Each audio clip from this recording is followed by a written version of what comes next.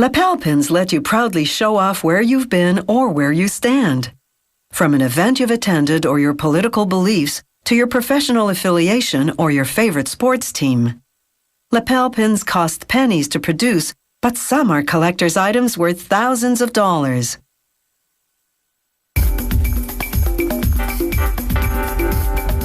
They may be tiny, but they're out there in huge numbers. This one company turns out about 5 million lapel pins a year. It all starts with a sketch of the pin design, and from that, the master, a negative made of magnesium, a type of metal. They'll make copies of this master to create a production mold. But first, using what's called a coping saw, they cut out the front and back pieces of the master.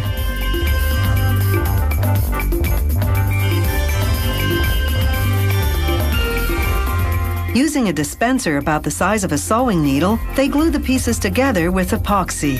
It takes 5 minutes to dry. Then they cast enough copies of the master to fill up a rubber disc. After tracing the outlines, a worker uses a surgical knife to meticulously carve out the cavities. He softens the rubber with paint thinner to enable precision cuts. Then he places a copy of the master in each cavity. Another disc goes on top. Then it's into a machine called a vulcanizer for 1 hour. This machine uses heat and pressure to cure the rubber, making it as hard as a car tire. It also melds the rubber around each master copy, embedding the detail. This will be the production mold for producing this pin design.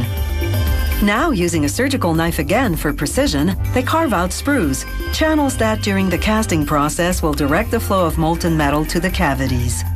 They also make smaller, curved channels called runners to filter out any air or dirt particles. It's crucial to position the sprues and runners correctly because this mold produces an entire line of a particular pin. Mess up and they'd have to remake the mold from scratch.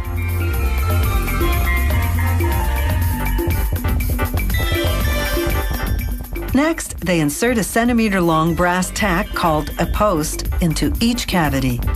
It'll later fasten to a clasp, attaching the pin to clothing. The post goes in now rather than later so that it will fuse to the back of the lapel pin during casting. Now to close the mold, they align the buttons on one half with the depressions in the other half. The mold then goes into what's called a spin casting machine.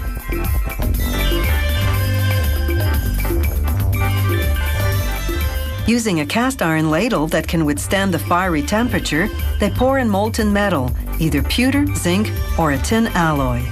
As the machine spins, centrifugal force propels the metal into every nook and cranny of the cavities. After a minute of spinning, 400 rotations, the mold comes out. The metal takes about 5 minutes to cool and harden.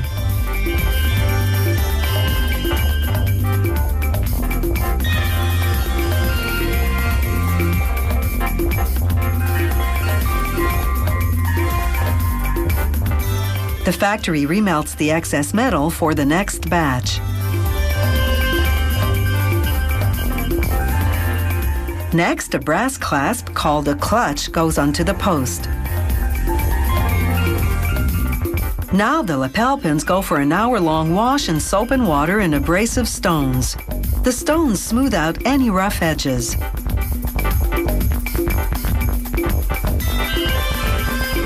The pins go into the electroplating tank for a surface coating of metal. How many coats and the types of metal vary with the design. An electric current draws the metal particles onto the pins, plating them thoroughly. These pins first get copper plating, then nickel plating, then gold plating. Now it's time to paint the lapel pins. Workers follow a numerical guide like a paint-by-numbers kit. They paint each pin individually using minute quantities of epoxy paint. They control the paint syringe with a foot pedal.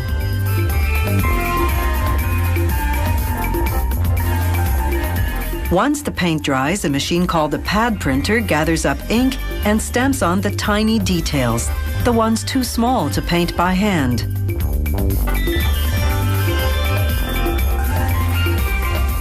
Pierce the post through the fabric, secure it with the clutch, and this lapel pin is now ready to wear.